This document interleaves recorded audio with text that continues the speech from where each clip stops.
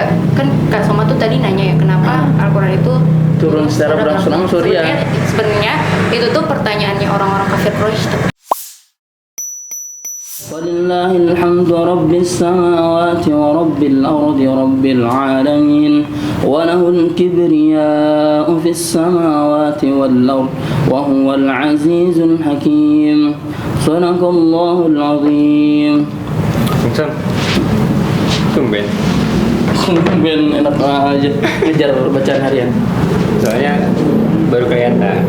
Mungkin biasanya kalau ngaji sendiri gitu. Emang kadang kan nggak bagus kita terlalu ria kan. Jadi kalau ngaji itu biasanya di seperempat malam. Ya udah, kita nggak cocok kalau ngomong lurus. Oh, nggak cocok ya? Belok aja terus. Oke, ini udah mulai belum sih? Udah mulai ya? Kita buka aja lah. Oke. Assalamualaikum warahmatullahi wabarakatuh. Kembali lagi di biar ada ya podcast aku.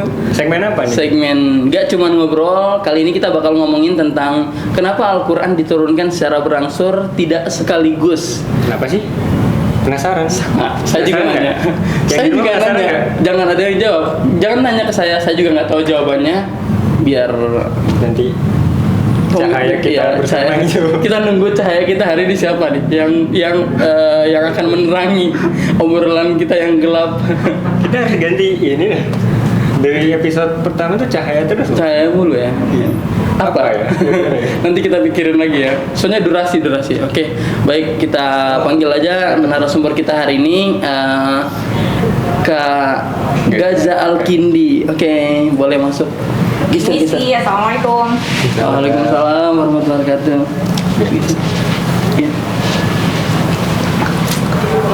Gimana kabarnya Kak Zadi, Kak Somat? Itu harusnya sih kerjaan kita tuh nanya kabar. Ya, gitu. Tapi nggak ada salahnya juga ya, sih. Gitu dong ya. Emang Gaznya berniat jadi host di sini? Enggak sih, capek soalnya. Takutnya sekali diundang besok langsung ngambil acara ini ya. Kita besok nggak dijadiin host lagi. Tapi bersyukur juga nggak sih kita kalau gitu? Kenapa sih? Oh, Anda tidak menikmati jadi host? Menikmati sebenarnya, cuman karena partnernya ini. Oke, kalau gitu saya Itu nggak jelas gitu ya Kak? Ya udah sih kalau emang nggak jelas ya udah. Besok saya tetap di sini. Jangan pundung lah. Enggak, saya tetap di sini. Oke, apa kabar? Alhamdulillah sehat. Lama nggak ketemu kita ya? Iya, lama banget. Ya kayak ada 1 hari lah ya. Bareng ketemu berarti ya? Enggak. Namanya siapa? Perkenalan dulu. Namanya siapa? Oke, Biar nama teman-teman di aku rumah tahu. Gaza Al-Kindi. Biasa dipanggil? Aku biasa dipanggil Gaza atau Al atau Kindi atau Indi. Banyak banget deh pokoknya. Apa aja pokoknya. Iya. Gimana apa aja? Kalau Az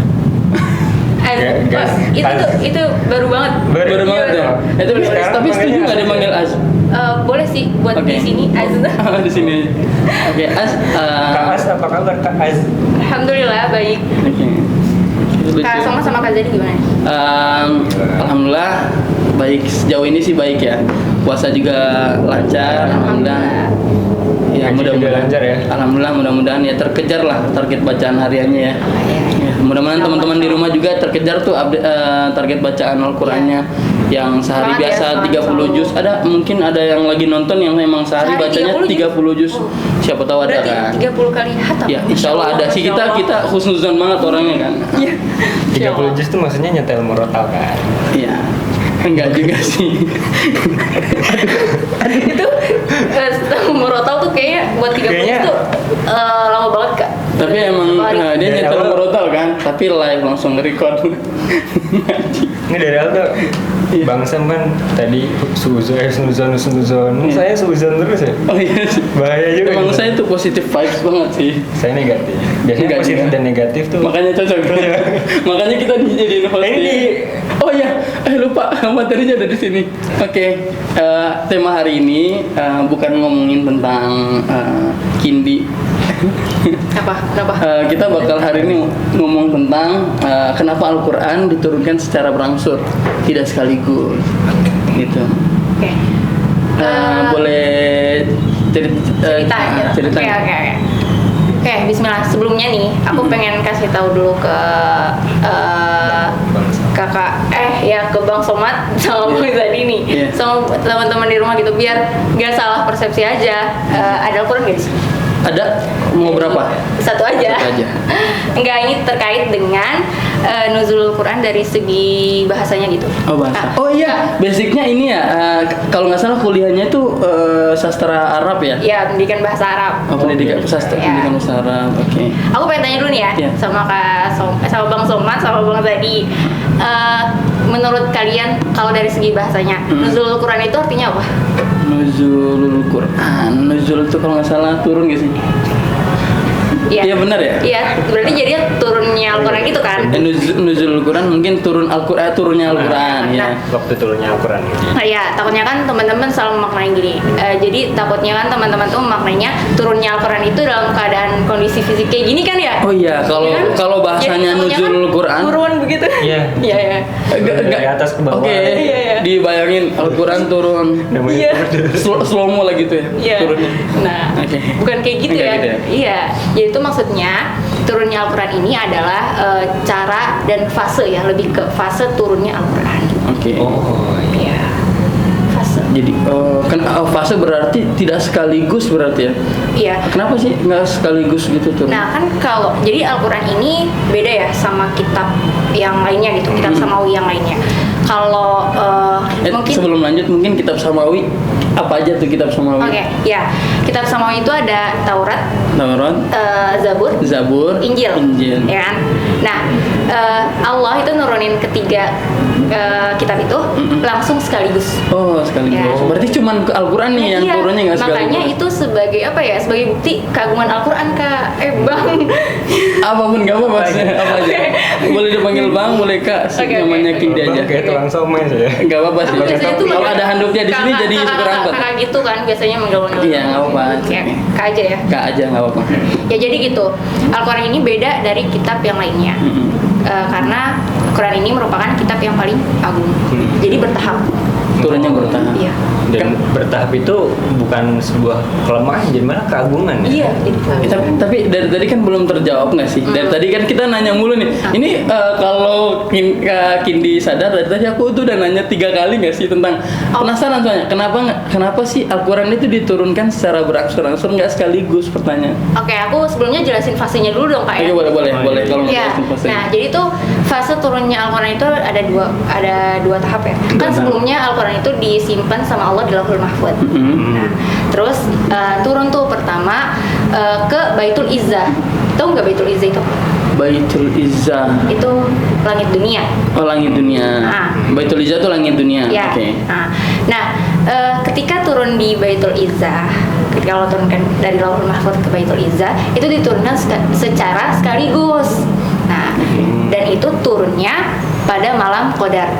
Oke, Malam malam Qadar. kemuliaan. Oke, bukan malam Lailatul Qadar ya, malam Iya, karena Qadar. Ya? jadinya kalau malam Lailatul Qadar malam-malam Qadar dong. Menarik nih sebelum lanjut ya. Itu juga karena kebetulan kita undang sastra Arab nih. Kan Lailatul. Iya, jadi kalau teman-teman kan kita di Indonesia apalagi ya sering banget ngucapinnya itu malam Lailatul Qadar. Itu Padahal sebenarnya Laila Udah artinya boros banget ya, Iya. malam-malam Qadar gitu. Malam-malam Qadar. Iya. Seolah-olah Qadar tuh ada banyak malam-malamnya, padahal cuma satu. Satu ya. Jadi sebutnya cukup malam Qadar aja atau cukup Lailatul Qadar. Oke. Nah, atau malam kemuliaan kan? Yang pada malam itu turun sekaligus Al-Quran Iya. ke langit dunia. Iya. Oke. Ke Baitul Izzah. Itu fase pertama. Iya. Nah, tapi saat malam Lailatul di saat malam Qadar itu Malam Qadar. Allah tuh nggak nyebut tanggalnya Kak. Jadi tanggalnya itu perkara yang Allahu a'lam gitu. Oh, itu Iya. juga suka jadi pertanyaan tuh. Mungkin kita bisa bahas di episode berikutnya ya. Tapi tau nggak Kak hikmahnya apa? Gimana apa? Hikmahnya itu karena Allah kan gak ngasih taunya. Berarti kan Allah tuh pengen kita tuh sama-sama berlomba-lomba buat nyari malam Lailatul Qadar, Oh, malam iya. Qadar itu bukan sih? Bener-bener. Seandainya kalau misalnya ditentuin tanggal berapanya, Jadi kayak nggak- udah jadi pasti nggak gitu. gitu. Kayak 1 Ramadan ini malas-malasan dulu. Nanti Iya. pada tanggal 1 itu yang ditentukan Iya. turunnya Al-Quran, baru tuh semangat tuh. Ya jadi biar Iya. sungguh-sungguh. Benar. Nah, nanti kalau misalnya nih ternyata ada orang yang yang tepat banget ibadah di malam itu, nanti kan Allah bakal ngasih rewardnya. Kakak tahu apa sih? Tahu kan? Jadi tahu ya. Ih, masa nggak tahu sih? Jadi Tahu sih, cuman apa tuh? apa Bang Sam? Kayaknya teman-teman di rumah kalau tahu Tahu langsung nggak? komen ya. Apa tuh? Rewardnya itu pahala yang lebih baik daripada ibadah selama 1000 bulan. Oh gitu. Iya. Iya begitu. Iya, itu yang paling sering sebenarnya itu yang sering kita dengar ya.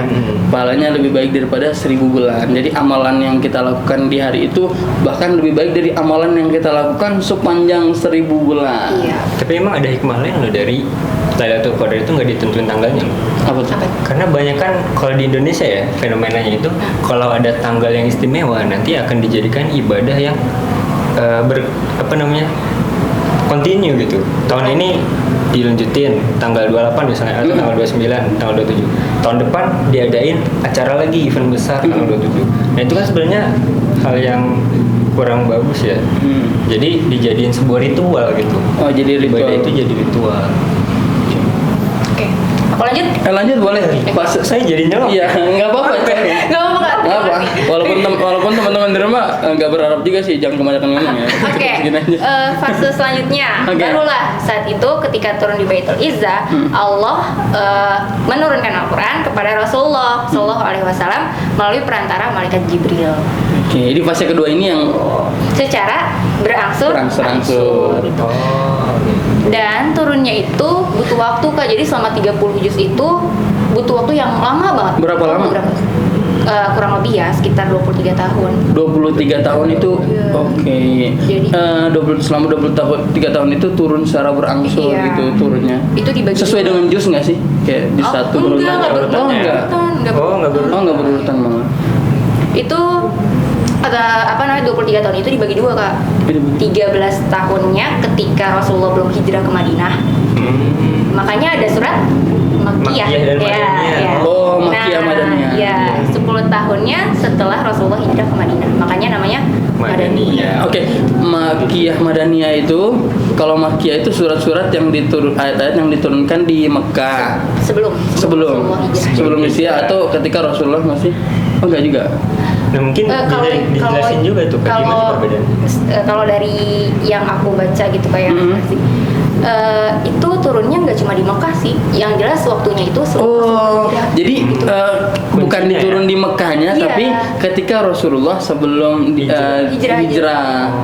Oh, Iya, gitu. karena juga ada beberapa yang di luar Madinah tuh ada di Taif, turunnya ada di kota-kota Iya. lain juga. Jadi Iya. kuncinya itu bahkan ada yang sebenarnya- di Syam. Oh iya, berarti mungkin benar nih. Saya juga tadi akhirnya jadi tahu ternyata Makkiyah Madaniyah itu sebenarnya yang jadi patokannya bukan turun di Mekah atau di Madinahnya, tapi fase ketika Nabi itu sebelum hijrah. Jadi kalau sebelum hijrah itu ayat-ayat yang turun sebelum hijrah itu disebutnya surah Makkiyah. Kalau ayat-ayat yang diturunkan setelah hijrah itu ayat Madaniyah. Lanjut Kak. Ternyata kuncinya ada di hijrah, waktu hijrah itu ya? Iya. Kirain kuncinya tuh ada di Enggak apa-apa lanjutannya Kak. bangsa gitu. Oke. Mau ngelawak soalnya. Oke. Kalau ini Dia mau ngejokes. Aduh, kayaknya besok saya akan jadi host. kalau ayat yang pertama turunnya kakak tahu kan pasti yang turun di Gua Hiro itu Turun surat-surat Al-Alaq. surat Al-Alaq. Iya. Kemarin baru baca. Ayat 1 sampai 5 ya. Yang Apa ya suratnya? surat Al-Alaq. Coba bacain. Baca lagi nih. Iya. Ini challenge nih. Ayo baca. Udah kayak santri Tasinara kan. Oke, lanjut. Oke. Kalau surat yang turun terakhirnya, tahu nggak ayat-ayat yang turun terakhirnya? Ayat itu Kemarin yang tahu juga. An-Nasr kalau nggak salah. Kemarin tahu juga. Al-Maidah ayat Al-Maidah ayat 3. ayat 3. Ayat terakhir. Iya, yang ayat Ayat. Saya udah 3 kali nih nggak itu yang digubris nih. ngejelasin tentang ini bukan apa namanya, kalau agama Islam itu udah disempurnakan. Oh iya benar. Oke. Jadi itu ya kan Kak Soma tuh tadi nanya ya kenapa Al-Quran itu Turun secara berangsur-angsur, ya. Sebenarnya itu tuh pertanyaannya orang-orang kafir Quraisy tuh. Oke. Iya. Untung saya Serem diem. banget ya, serem Untung banget saya kan? diem. Serem banget sih. Saya penasaran juga sih kenapa. Oh iya sih. Iya. Jadi dulu Kenapa? ya orang-orang kafir Quraisy itu mereka kan tahu kan hobinya itu kan suka nanya-nanya ke Rasulullah dengan niat untuk menjebak Rasulullah gitu. Sosok kritis gitu ya. Iya. Nah, terus ketika mereka menanyakan hal ini, akhirnya Allah langsung menurunkan surat Al-Furqan ayat ke-32. Yang berbunyi Yang itu artinya. yang Artinya. tentang itu, pokoknya tentang apa namanya, tentang mereka bertanya kenapa Al-Quran itu turun secara berangsur-angsur gitu. Lalu di situ di ayat itu dikasih penjelasan kenapa Al-Quran itu turun secara berangsur-angsur dan jadi hikmah-hikmahnya gitu. Ini ilmu semua ini kalau nggak salah ini teman-teman kalau udah diperhatiin ini ilmu semua nih. Dari awal kita buka ini segmen terpadat sih kalau teman-teman nonton ya. Dari tadi tuh yang Karena jelasan di tentang sini sejarah. 2:1. Kenapa tuh? 2 yang bagus, 1 yang enggak. 2 yang bagus siapa nih? Oh, saya merasa tidak bagus ini. Saya yang merasa tidak bagus. Kenapa insecure Anda? Oke, teman-teman itu kenapa Al-Quran itu diturunkan secara berangsur-angsur, bahkan ada 2 fase, banyak banget ya, merembet kemana-mana. Akhirnya kita juga tahu Makkiyah Madaniyah itu apa. Terus kayak ayat yang pertama kali turun, teman-teman kalau tadi ayat yang pertama kali turun juga ada di surat Al-Alaq. Itu kalau nggak salah ceritanya itu ketika Nabi berdiam diri di goa karena mengasingkan diri karena di kota Mekah saat itu sedang banyak huru-hara tidak jelas. Masyarakat jahiliyah. Serem banget sih. Oke, berarti cukup terjawab nih ya. Mungkin kasih kesimpulan nih Kak. Dari pertanyaannya orang kafir Quraisy ketika Allah turunin ayat itu ya, itu tuh jadi sebuah bukti bahwa Al-Quran itu sebuah mukjizat, ya kan? Karena menjawab tantangan orang-orang kafir Quraisy gitu. Oke. Terus ada hikmah lain sih Kak. Apa tuh? Hikmah lainnya itu ya yang ada di surat Al-Furqan itu yang tentang apa, kalau turunnya Al-Quran secara berangsur-angsur itu untuk memperteguh hatinya Rasulullah, karena kan beliau menghadapi orang-orang kafir Quraisy yang ibaratnya bad manners gitu ya, berperilaku buruk ya, pada saat itu ya, sebelum jadi, jadi supaya Rasulullah tuh lebih sabar. Ibaratnya sabar lebih kuat. Setiap Nabi Muhammad itu sedang dalam posisi down gitu, Al-Quran turun jadi motivasi gitu ya. Iya. Gitu. Ya, Nabi juga butuh motivasi ya. Karena Nabi juga manusia biasa. Benar-benar. Berarti turunnya ayat itu pun biasa menjawab kebutuhan kebutuhan Nabi juga ya. Misalnya ada kasus apa, biasanya ayat turun gitu ya. Gitu nggak sih Kak? Atau? Iya betul. Oke. Dan hikmah yang terakhir nih mungkin. Iya, boleh. Hikmah yang terakhir. Iya, nggak apa-apa Kak. Nggak apa-apa, lanjut aja kita. Durasi nambah nggak apa-apa ya Kru ya? Iya, boleh. Nggak apa-apa nambah. Nggak apa-apa, Masih ada oke. 10 juga nggak apa-apa. Ini soalnya bagus banget ini. Tema yang menarik ini. Benar. Soalnya Oke. dari kemarin kurang Ini ya. beneran, ya. masih ada Nggak apa-apa, waktunya. lanjut aja nggak apa-apa. Masih ada durasinya kok. Ya, masih lanjut. Terkait dengan hikmahnya lagi ya masih ya. Masih hikmah. Oke. Adanya hubungan Rasulullah dengan langit gitu. Maksudnya karena Al-Quran ini pelan-pelan turunnya ya kan. Jadi Rasulullah sama malaikat Jibril itu sering ketemu, dan malaikat Jibril sering memberikan nasihat kepada Rasulullah biar Rasulullah kuat semangat gitu berdakwah. Bagus banget sih. Dapat nggak? Kenapa itu jadi hikmah bagus? Karena kan kita tuh butuh disemangatin terus kan. Iya, benar. Karena Rasul itu juga manusiawi Iya. gitu kayak Kadang-kadang berdakwah, apalagi tantangannya. Waduh, orang-orang mungkin di masa Arab itu kan orang jahiliyah banget ya, orang-orang Arab ya. Jadi kalau misalnya Mungkin Rasulullah pernah demotivasi juga ya. mungkin banget sih, makanya itu menjadi solusi gitu untuk karena Rasul juga manusia, biar dalam kondisi misalnya lagi demotivasi gitu disemangatin lagi sama malaikat Jibril, ketemu lagi. Iya. Itu Karena menarik. Rasanya juga beda sih, kayak kita berdakwah di tempat yang udah banyak nih. Mungkin Kak Somad pernah ngerasain ya, udah banyak orang-orang muslim di situ, kita berdoa nggak seberat dimana lingkungan itu masih benar-benar Benar sih. orang-orang kafir semua gitu. Benar-benar. Pasti masih banyak banget cacian makiannya. Kalau di lingkungan muslim mungkin banyak dukungannya. Kita lagi dakwah terus selesai dakwah udah dikasih paham karena orang udah tahu Islam itu apa. Nah, Rasulullah itu dakwah sebelum orang tahu itu Islam apa kan. Jadi kayak pamannya sendiri kan, ketika paman Nabi yang Abu Lahab yang akhirnya turun surah Al-Lahab itu kan yang di bukit apa sih? Safa kalau nggak salah ya. Kalau nggak salah di Bukit Safa ya. Kalau Mungkin kalau teman-teman tahu, boleh kasih tahu. kalau nggak salah berarti benar di Bukit Safa itu nanti kalau misalnya teman-teman Ada saya koreksi ya. koreksi nggak apa-apa apa-apa di Iya. kolom komentar aja. Tapi emang benar di Bukit Safa, saya yakin di Bukit Safa soalnya Nabi mulai dakwah terang-terangan, mengumpulkan semua orang di Mekah. Itu Abu Lahab kan marah tuh. Alihadza da'awtani, kalau nggak salah ngomongnya gitu Masya tuh si Allah. Abu Lahab tuh.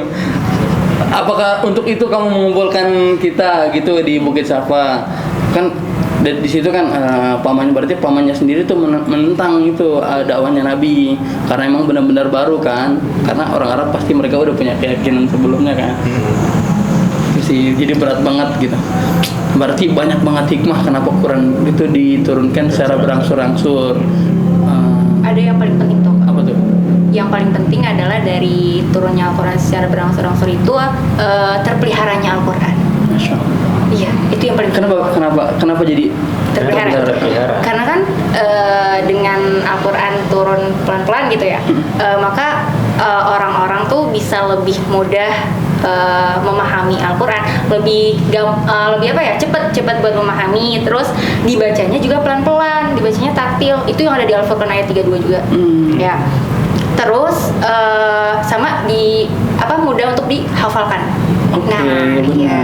Karena kan dulu itu banyak orang-orang yang, jadi dulu pada zaman Rasulullah itu didominasi oleh orang-orang yang nggak bisa baca kan. Makanya mereka untuk nge-save sesuatu dengan ingatannya lebih mengandalkan kuat. kekuatan Iya, kalau hafalan itu. karena nggak bisa baca ya. Iya. Mungkin karena kalau misalnya nggak bisa baca, panca indera yang lain jadi lebih bisa digunakan kan. Kayak orang buta, biasanya pendengaran lebih bagus. Iya. Karena mereka nggak bisa baca, mereka mengandalkan ingatan mereka yang Nah, kuat. ya, jadi Rasulullah itu membacakan kepada mereka ayat demi ayat sesuai, yang pasti tartil ya, secara tartil sesuai dengan apa yang dikatakan oleh mereka Jibril gitu. Kemudian mereka mendengarkan gitu, memahami, menghafalkan, terus menyetorkannya juga kepada beliau.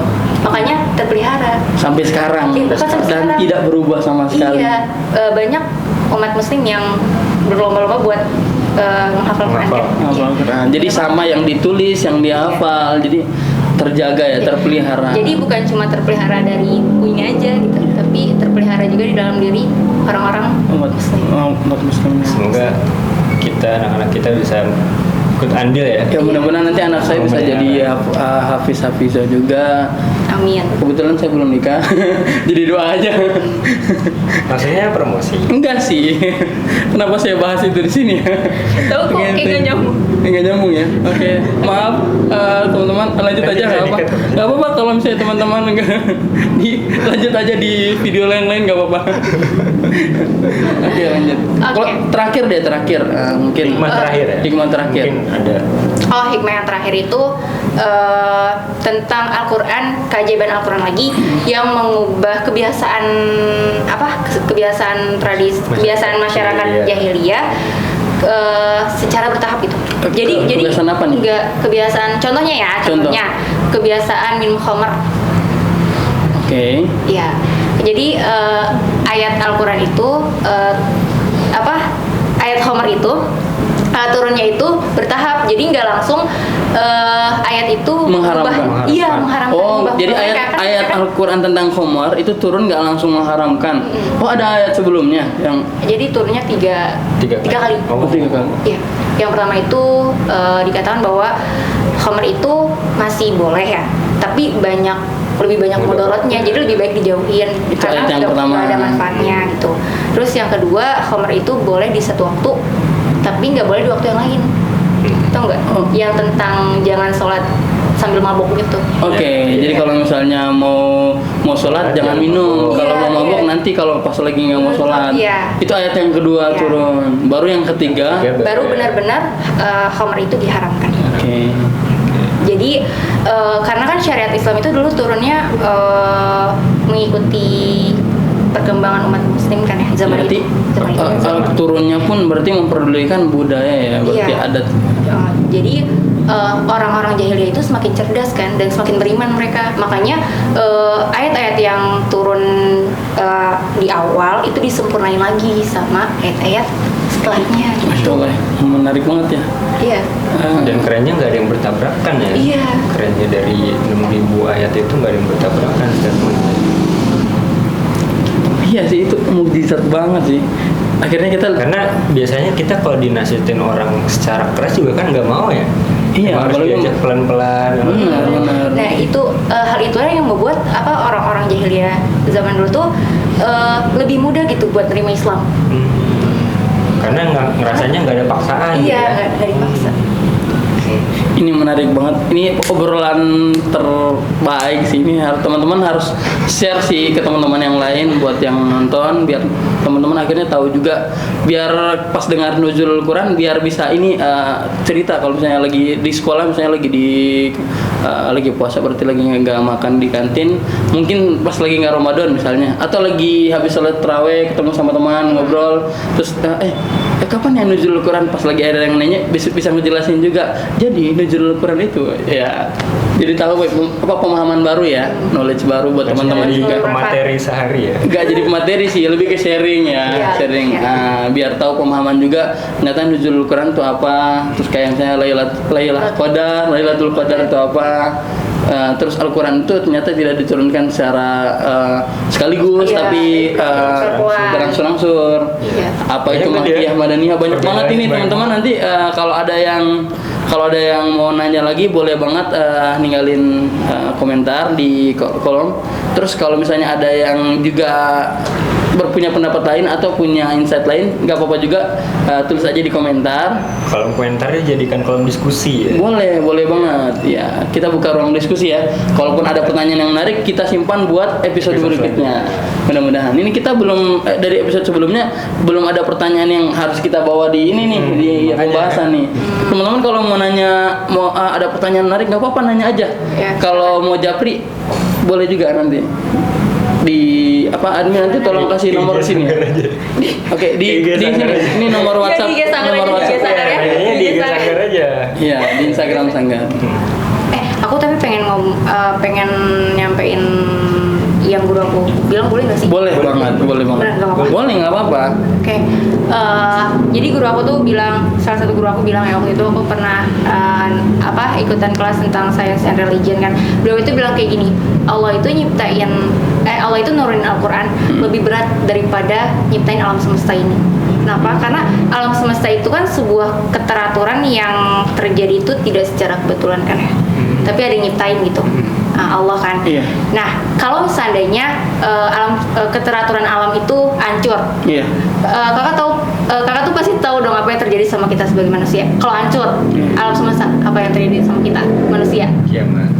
Kita manusia Hancur mati juga. dong. Mati dong, hancur juga dong. Mati habis itu ya. Kiamat habis itu mati. Ya kan, mati ya kan. Kalau kita udah mati, kita tuh udah nggak bisa berbuat buruk sama berbuat baik ya kan. Kita udah nggak bisa berbuat Iya. keduanya gitu. Nah, beda dengan Al-Quran. Kalau Al-Quran itu kan Allah turunin ibaratnya surat cintanya Allah gitu ya. Nah, Allah itu nurunin Al-Quran sebagai pedoman hidup manusia, biar hidupnya manusia itu teratur ya kan? Teratur. Biar benar gitu. Nah, kalau misalnya Al-Quran itu hilang tiba-tiba di dalam dirinya manusia, nanti takutnya manusia itu cuma bisa berbuat buruk tapi nggak bisa berbuat baik. Kan bahaya ya kalau kayak gitu. Kan? Intinya malah jadi rusak semua gitu. Iya benar. Ya kan? Nah, makanya penting banget buat selalu berinteraksi dengan Al-Quran. Itu yang guru aku katakan, bukan kata aku. Oke? Cukup Iya. dalam. Iya itu guru Dalam aku banget, bilang, dalam bukan aku. Sampai bergetar loh hati saya. Iya gitu. Jadi penting banget buat teman-teman untuk berinteraksi dengan Al-Quran, dibaca gitu, jangan cuma jadi pajangan doang. Oke, jelek banget nggak sih? Oke, itu aja mungkin. Terima kasih banyak udah nyempetin hadir buat ngobrol-ngobrol yang akhirnya beneran nggak cuman ngobrol, obrolannya menarik banget ya. Beberapa purnama ya. Walaupun episode. sebelum-sebelumnya juga alhamdulillah ada, mudah-mudahan ada manfaat. Tapi kalau malam ini kita bisa ngeklaim kalau malam ini banyak banget manfaat yang bisa teman-teman ambil. Buat diri kita juga Iya, akhirnya kita iya, tahu. betul, juga. Ya, Biasanya 50-50, 30-50 ini. kalau ini berapa nih? 80-20 kali. Oke, kalau aku sih lebih ke 90 manfaat, 10-nya tidak manfaat. Nggak ada. Oke, udah habis ya.